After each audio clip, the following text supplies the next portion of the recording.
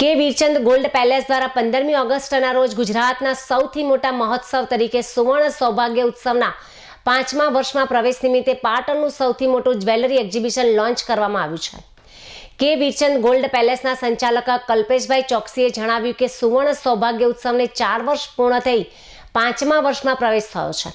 દર વર્ષે ગ્રાહકો માટે વિવિધ આકર્ષક ઇનામોની જાહેરાત કરવામાં આવે છે અને અત્યાર સુધીમાં અનેક ગ્રાહકોને ઇનામો પણ આપવામાં આવ્યા છે.